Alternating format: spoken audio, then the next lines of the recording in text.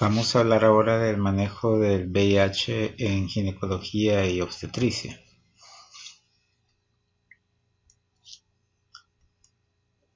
Para poder hablar acerca de la patología, vamos a hablar en un primer momento de lo que es el SIDA. El SIDA es una enfermedad originada por el virus de la inmunodeficiencia humana, que se caracteriza por ser muy compleja, ya que sus múltiples interacciones generan una pérdida del sistema inmunitario del huésped, quien al final presenta una profunda inmunosupresión que lo predispone a sufrir enfermedades que normalmente no atacarían a una persona en sus condiciones normales. Es decir, el individuo que se infecta con el virus del VIH al final termina muriendo de una enfermedad oportunista, como las que vamos a mencionar posteriormente. A lo largo del tiempo, los casos de VIH se han ido incrementando. Se habla de aproximadamente 35.3 millones de individuos en el mundo que viven con el virus, de los cuales 32.1 millones son adultos, 17.7 millones son mujeres y 3.3 millones corresponden a niños.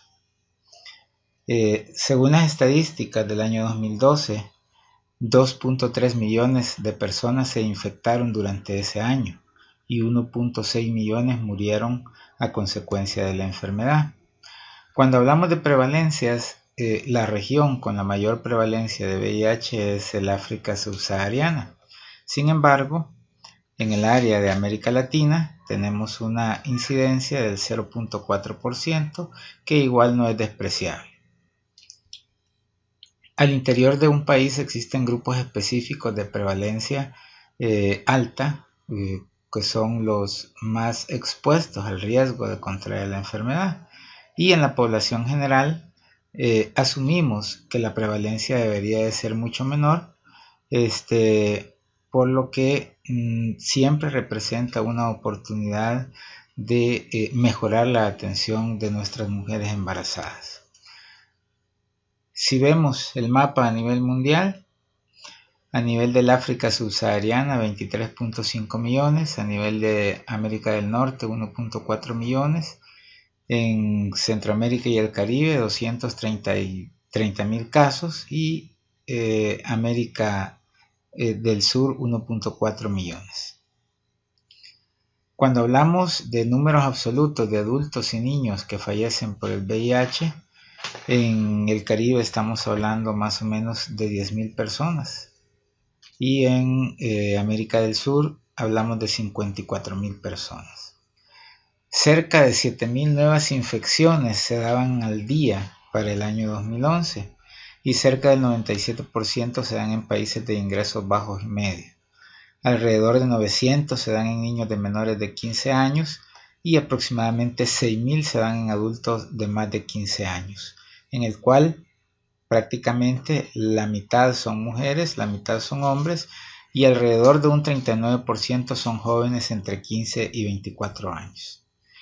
¿Cómo ha ido variando la situación del VIH en El Salvador? Si recordamos, en 1984 apareció el primer caso positivo de VIH en nuestro país y en los años posteriores fueron incrementándose de una manera no tan significativa hasta que llega 1988 en que se detectan 56 casos y llegamos al 2001 en el cual se detectaron 2010 casos. Afortunadamente esto ha ido disminuyendo poco a poco. Para el 2012 se aislaron 1.557 casos y las estadísticas se han mantenido más o menos estables en ese sentido.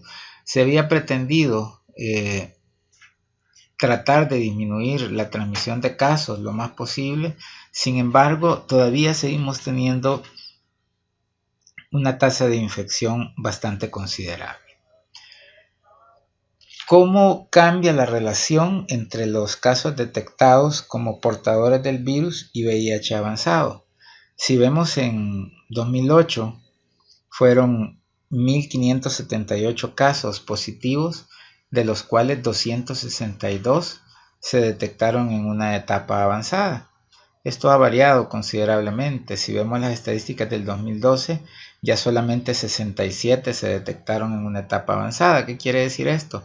Poco a poco, la misma conciencia que se ha generado en la población permite que los casos se detecten mientras están asintomáticos o antes de que el individuo sufra serias complicaciones. Dentro de las causas para la disminución de casos en fase SIDA, por supuesto, el aumento en la oferta de la prueba del VIH. Antes se hablaba del día de la prueba del VIH, sin embargo, actualmente estamos hablando de que ya no existe un día nacional. Todos los días son un buen momento para que nosotros podamos tomar las aplicaciones o la detección de la prueba. Hay un aumento del número de establecimientos, los cuales dirigen sus esfuerzos a promoción y educación de la salud, atención primaria, campañas educativas y en los medios de comunicación masiva, y el trabajo sensibilizado de sus recursos humanos. Y por supuesto, factores que permiten un diagnóstico y detección cada vez más precoz de la condición, lo cual genera una mejora en la calidad y en el tiempo de vida. Al inicio de la enfermedad hablábamos de un par de años de sobrevida, hoy hablamos de décadas en las cuales un individuo puede permanecer con el virus latente.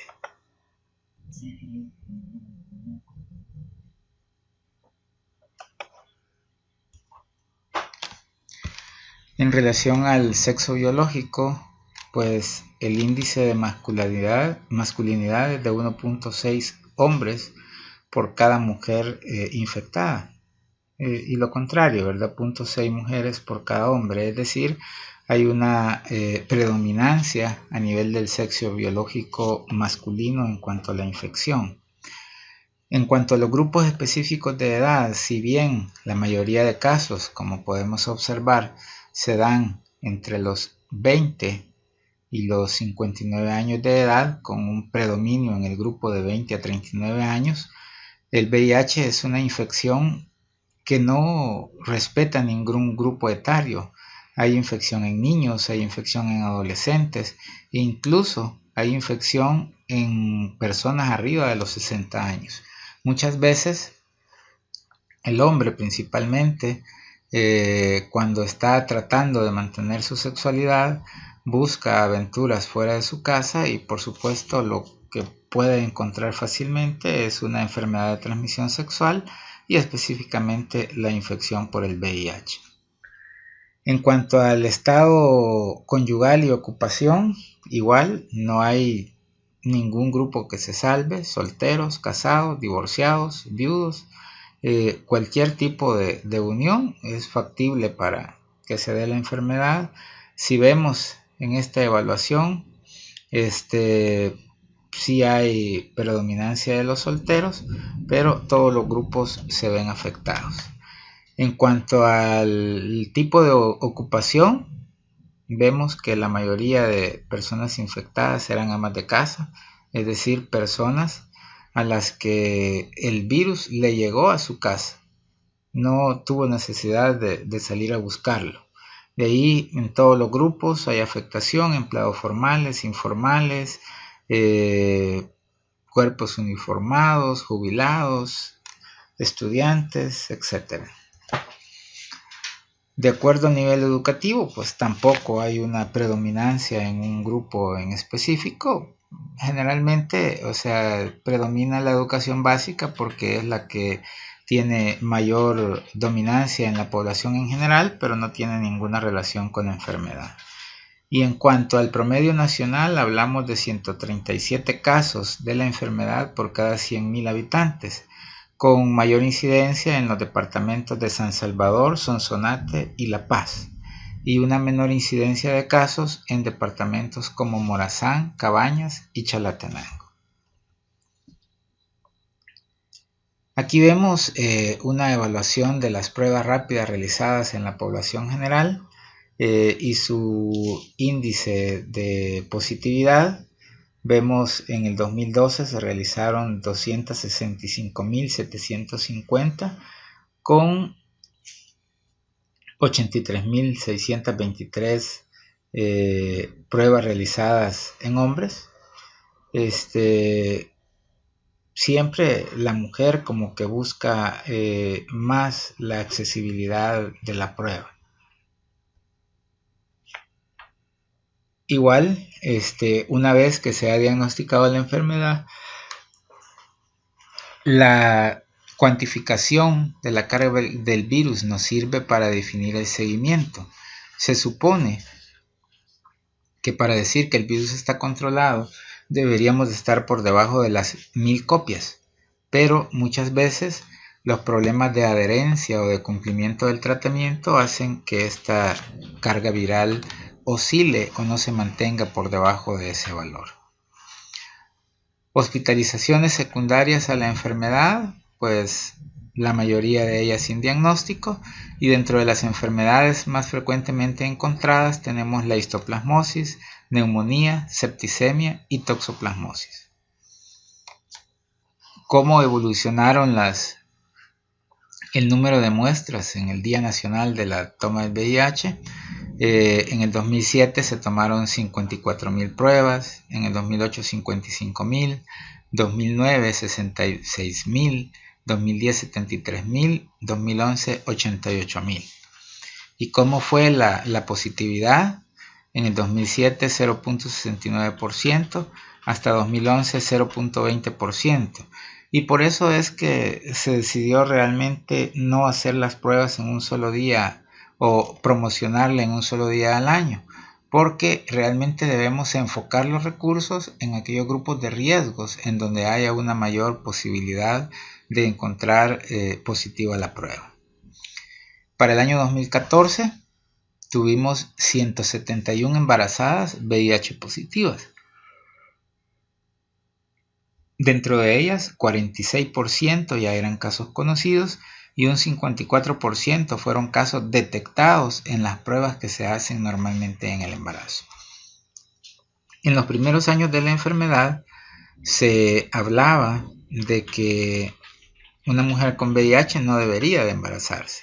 Sin embargo, eso ha evolucionado, hay leyes que protegen a todos estos individuos y realmente hoy por hoy ya la paciente con VIH tiene incluso derecho a someterse a pruebas de fertilidad. Hay que tomar en cuenta que un paciente controlado con niveles de carga viral por debajo de 1000 copias tiene un riesgo muy bajo de transmitir la enfermedad a sus hijos. Eso sí es muy importante, mantener el tratamiento a lo largo de todo el embarazo. La lucha constante es tratar de que los hijos de las mujeres VIH que se embarazan no se contaminen.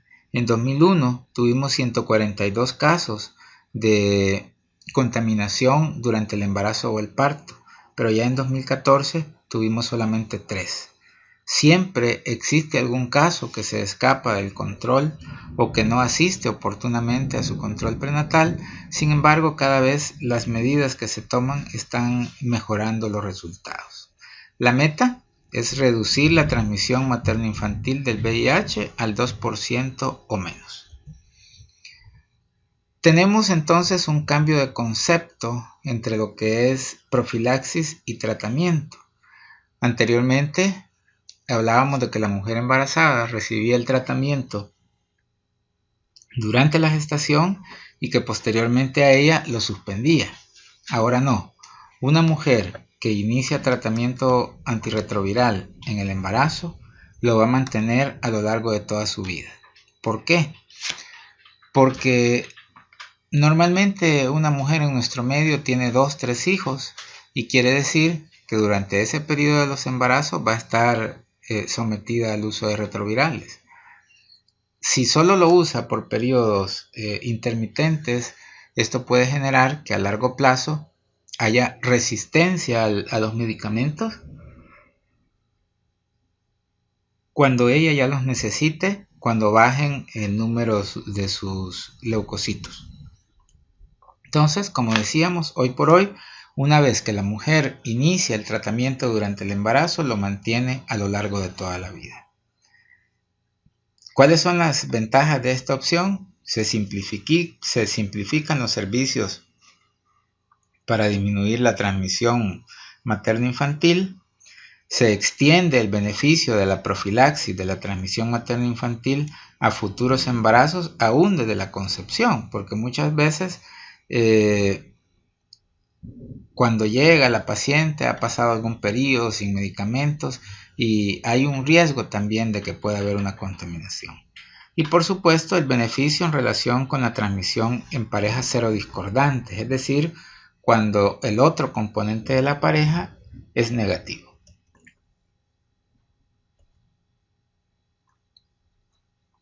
También hay un posible beneficio del tratamiento más temprano para la salud de la mujer. Va a generar que tarde mucho más tiempo en volverse un caso SIDA. Disminuyen los riesgos de resistencia por estar interrumpiendo y reiniciando la triple terapia. Y se simplifica el mensaje a las comunidades. Una vez iniciada la terapia, es para toda la vida. Cuando hablamos del virus del VIH, sabemos que es un virus del tipo ERNA de la familia de los retrovirus, que se caracteriza por transcribirse de RNA a DNA. Es de la subfamilia de los lentivirus, que se caracteriza por producir enfermedades lentamente progresivas y fatales. La estructura viral se caracteriza por presentar dos cadenas idénticas de RNA con una enzima transcriptasa reversa y una integrasa, y es hacia estas enzimas es que están dirigidos algunos de los medicamentos contra el virus. También sabemos que el core de las proteínas virales que envuelve al RNA tiene la proteína P24 de la cápsida y la proteína 17 de la matriz, y es a estas proteínas a las cuales se enfocan las pruebas diagnósticas de la enfermedad.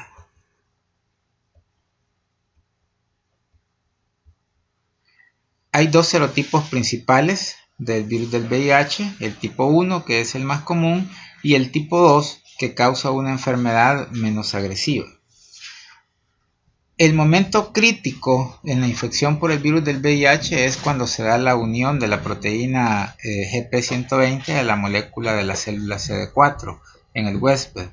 Comienza a darse una replicación del virus y posteriormente puede entrar en un periodo de latencia en el cual la enfermedad puede pasar desapercibida durante mucho tiempo. Los factores que determinan la activación de la enfermedad son muchos y los conocidos son algunos antígenos como el virus, como el de Epstein-Barr, los citomegalovirus, el uso de drogas y algunas citoquinas. El VIH adquirido a través de la exposición de la sangre del huésped o de sus membranas mucosas con sangre o secreciones infectadas. Y hablamos básicamente de tres modos de infección: la relación sexual, sea esta heterosexual o en parejas del mismo sexo.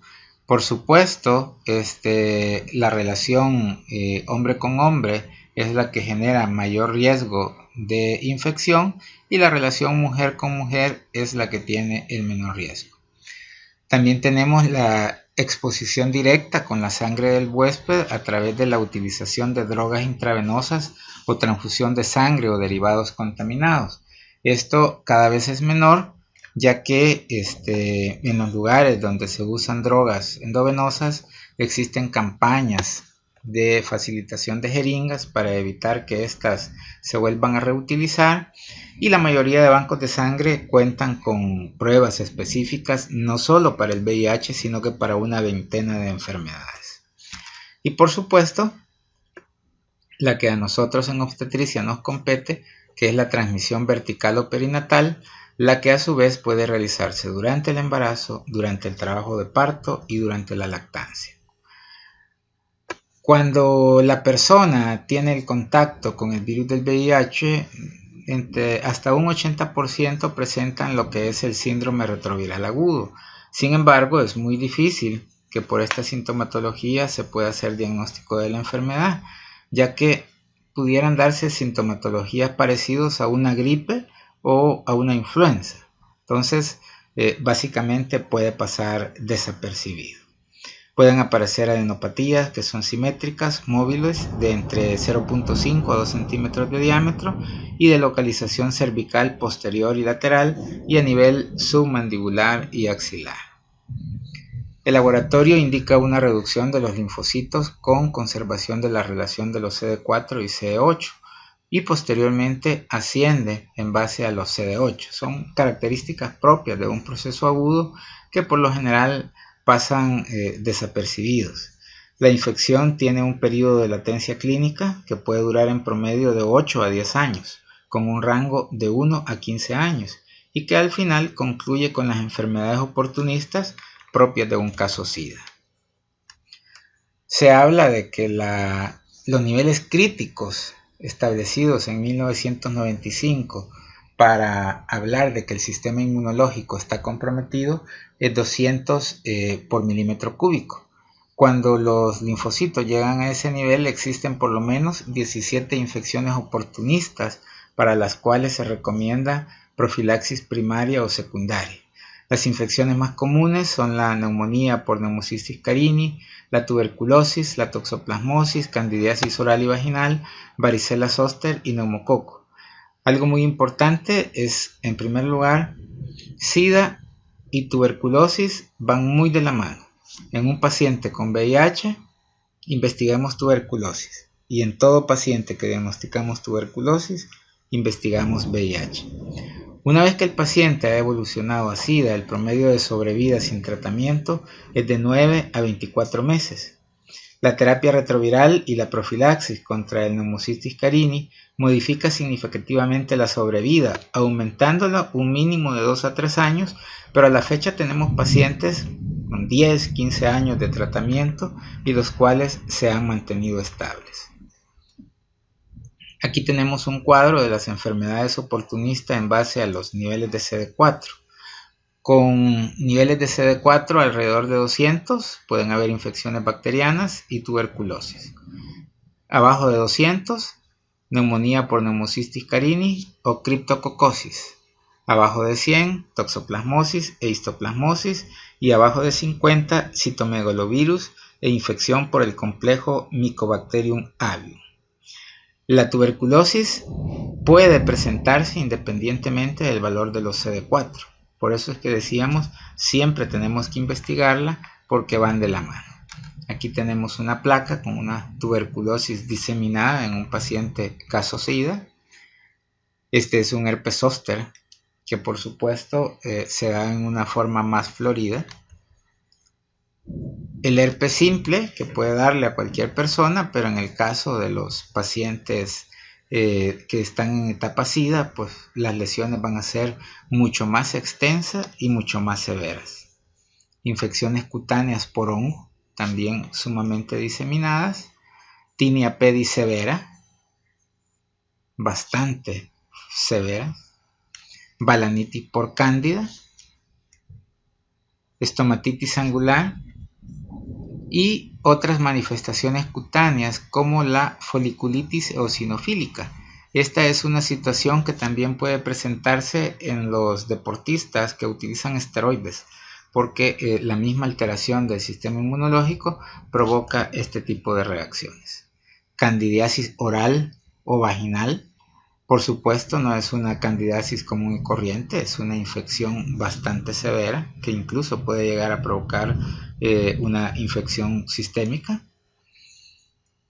¿Cómo hacemos diagnóstico? Difícilmente vamos a hacer un diagnóstico clínico de la enfermedad, pero a través de pruebas de laboratorio tenemos lo que son el ELISA para VIH y la prueba de Western Blot.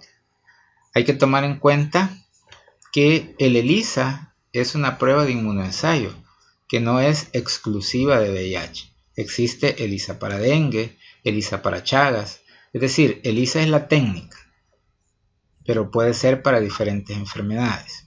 Luego tenemos los métodos virales directos. Dentro de ellos tenemos la detección de antígenos virales como el P24, la PCR del material genético y el cultivo viral. El primer examen que se hace positivo después del contagio es la cuantificación viral. Y hablamos de que la prueba se positiviza en un periodo de 4 a 12 semanas posteriores a la infección. Es decir, cuando una persona, un individuo, ha tenido un contacto en el que considera que pudiera haber adquirido el virus, tiene que esperar un periodo aproximado de 3 meses para estar un poco tranquilo de que no se ha contagiado de la enfermedad. El examen básico que nosotros utilizamos es la prueba de ELISA.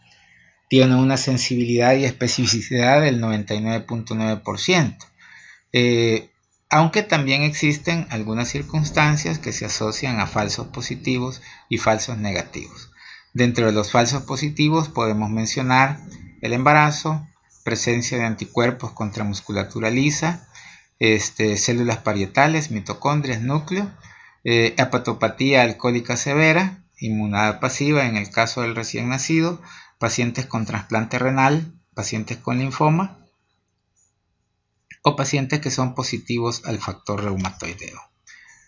¿Quiénes pueden dar falsos negativos? Aquellos que se encuentren en periodo de incubación, es decir, están en un periodo de ventana antes que los anticuerpos se generen, pacientes con malignidad, que ya suprime la respuesta inmunológica, o aquellos que están con terapia inmunosupresora. Si la cantidad de copias del virus es menor a 50, el examen va a dar negativo. Y si está bien controlado, usualmente podemos tener un conteo menor a esa cantidad. Cuando tenemos dudas con el método de ELISA, recurrimos a un Western blot, el cual separa las proteínas del VIH y se analizan con anticuerpos específicos para cada fracción proteica. Esta es una prueba confirmatoria cuando a través del ELISA tenemos duda.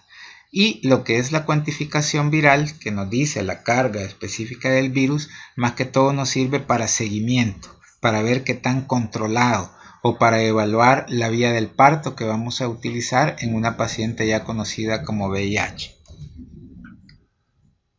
¿Cuál es la rutina? Normalmente tomamos prueba rápida para VIH. Si la prueba rápida sale positiva, pasamos al ELISA. Si el ELISA sale positiva, hacemos un segundo ELISA de otra marca. Si el segundo ELISA sale negativo, pasamos al Western blot para desempatar o para confirmar la enfermedad. Si los dos ELISA de diferente marca nos salen positivos, entonces ya lo catalogamos como un caso de VIH. Anteriormente utilizábamos conceptos como persona viviendo con el virus del VIH. Estos conceptos ya no deberían de utilizarse porque realmente no están muy enfocados a la situación real de los pacientes. Existe una categoría clínica de la enfermedad, hablamos de categoría A para un paciente asintomático, categoría B cuando es sintomático pero que no presenta una infección oportunista, y categoría C cuando ya está comprometido y básicamente en un estadio casi terminal. El estadio más complicado es el C3, en el cual ya tenemos los linfocitos CD4 arriba de 200 y por supuesto el individuo es susceptible a cualquier enfermedad oportunista. En Caracas en 1991 se hizo la clasificación para evaluar, asignar como caso SIDA en base a un puntaje. Presencia de sarcoma de Kaposi, 10 puntos. Tuberculosis pulmonar no cavitaria o extrapulmonar, 10 puntos. Candidiasis oral, 5 puntos. Tuberculosis cavitaria, 5 puntos. Herpes zóster en menores de 60 años, 5 puntos. Y así sucesivamente. Si la sumatoria nos da 10 puntos o más, catalogamos al paciente como caso SIDA. ¿Cuáles son actualmente los criterios en nuestras guías para iniciar el tratamiento? Paciente VIH asintomática, hablamos abajo de 350 células por milímetro cúbico. Si ya está sintomático y lo catalogamos en un estadio clínico 3 o 4, no importa cuánto tenga de niveles de CD4, nosotros iniciamos el tratamiento.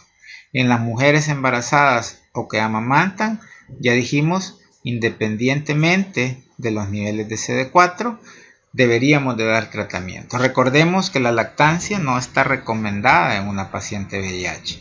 Incluso hay organismos que le proporcionan los suplementos de la leche materna para evitar que ella se vea obligada a su utilización.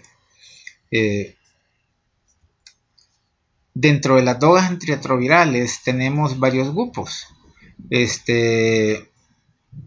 Lo ideal sería utilizar un medicamento de cada grupo o hacer combinaciones de los medicamentos encaminados hacia la transcriptasa reversa, a la proteasa, y de esa forma combatir todas las diferentes vías de síntesis del virus. De los más utilizados, la acidobudina, la adenosina, el 3-TC, que ha sido de los principales, la nevirapina, el saquinavir, ritonavir, indinavir, enfuvirtide, y el tenofovir. ¿Cuál es el esquema establecido en las guías nacionales para inicio de primera línea? Tenofovir, emtricitabina, efavirenz en combinación de dosis fijas. Y se describen a continuación los esquemas alternativos con los diferentes grupos, siempre tratando de incluirlos en el esquema de tratamiento. En el embarazo, primera línea es tenofovir, emtricitabina, efavirenz. Y esquemas alternativos pueden llevar nevirapina o combinar sidobudina con lamivudina y efavirenz. Hay diferentes escenarios de la paciente VIH que se embaraza. Una paciente VIH positiva que ya tenía tratamiento desde antes de que se embarazara. Entonces aquí realmente vamos a continuar el mismo esquema de tratamiento y le vamos a dar sus controles periódicos para ir investigando las infecciones oportunistas. Paciente VIH sin exposición previa a los retrovirales. Por supuesto, ya dijimos, debe iniciarse la terapia independientemente de los niveles de CD4. Y por supuesto, según las nuevas guías, no vamos a suspender los retrovirales en el periodo posparto. Gestante positiva diagnosticada muy cerca del parto. Por el alto riesgo de transmisión materno-infantil, esta paciente debería de ingresarse para medir carga viral, conteo de CD4, iniciar una triple terapia y tratar de que llegue el parto arriba de las 37 semanas, siempre utilizando una infusión de sidobudina endovenosa cuando presenta actividad uterina antes de esa edad y hasta que ceda la actividad. Normalmente se programa una cesárea electiva a las 38 semanas. Igual no vamos a suspender los antirretrovirales en el periodo posparto. Hoy por hoy se habla de que si la paciente tiene menos de 500 copias en la carga viral, podría tener un parto vaginal, pero muchas veces nos vemos ante la dificultad de que no podemos adquirir el resultado de la carga viral en un periodo aceptable o corto. Si no tenemos valores de carga viral, pues lo mejor será realizar una cesárea. Importante, aquella paciente que se detecta durante el trabajo de parto, ya sea con una tira rápida o confirmada, vamos a administrar la sidobudina endovenosa a 2 miligramos por kilo durante 1 hora y luego le disminuimos a 1 miligramo por kilo de peso hasta pinzar el cordón. Le agregamos nevirapina, 200 miligramos en una dosis única. Y, por supuesto, si ya la dilatación está avanzada, lo dejamos que sea un parto vaginal, pero si se encuentra en fase de latencia con membranas íntegras, lo mejor es la vía de la cesárea. Por supuesto, este recién nacido debe recibir tratamiento profiláctico. Paciente VIH positiva confirmada sin exposición previa a antirretrovirales. Determinación de carga viral y CD4 en el posparto inmediato. Asegurar la lactancia, recordarle que no debe de recibir lactancia y iniciar terapia antirretroviral. aunque el diagnóstico se haga en el posparto, vamos a iniciar la terapia antirretroviral. Se ha demostrado que la combinación de sidobudina más 3-TC reduce la transmisión vertical a un 2.6 a un 2.8%, por lo cual es importante la utilización de estos medicamentos durante el trabajo de parto. Las mujeres sometidas a cesárea igual tienen un riesgo de transmisión mucho más bajo, 1.8 contra 10.5 en el parto vaginal. Por eso es que decíamos, si la carga viral está arriba de 500 o desconocemos el estado de la carga viral, lo mejor será el parto a través de la cesárea. Durante el trabajo de parto o cuando vayamos a hacer la cesárea, igual utilizamos la sidobudina, 2 miligramos por kilo de peso durante 1 hora y luego una dosis de mantenimiento de 1 miligramo por kilo de peso hasta el momento del parto. Al recién nacido le vamos a dar siempre la sidobudina a dosis de 2 miligramos por kilo de peso cada 6 horas, comenzando de 8 a 12 horas posteriores al parto y manteniendo el medicamento por 6 semanas. El control del embarazo de la mujer con VIH debe ser exhaustivo, debe de incluir la pesquisa de cualquier otro tipo de infecciones de transmisión sexual, la determinación de la carga viral y los linfocitos CD4 al inicio, durante y al final del embarazo, y la evaluación de coinfecciones como hepatitis B, C, toxoplasmosis, tuberculosis, etc. En las visitas sucesivas hay que tomar citología, valdría la pena incluso hacer una colposcopía y evaluar siempre la adherencia y tolerancia a los diferentes medicamentos. Siempre hay que ir haciendo la consejería en los métodos de planificación, principalmente los métodos de larga duración. Durante el parto, si vamos a permitir un parto vaginal porque tiene menos de 500 copias, lo que tenemos que tener mucho cuidado es no romperle membranas en forma prematura para disminuir también el riesgo de infección. Lo ideal es que el periodo después de la ruptura de membranas hasta el parto sea menor de 4 horas. En el puerperio hay que darle seguimiento a ese bebé porque inicialmente puede dar positivo por los anticuerpos maternos. Entonces tenemos que darle seguimiento a ese bebé por un periodo mínimo de 18 meses. Debemos garantizar el suministro de sustitutos de la leche materna y el control temprano tanto del bebé como del recién nacido. Bueno, eso es lo que podemos hablar acerca de la infección de VIH en el embarazo.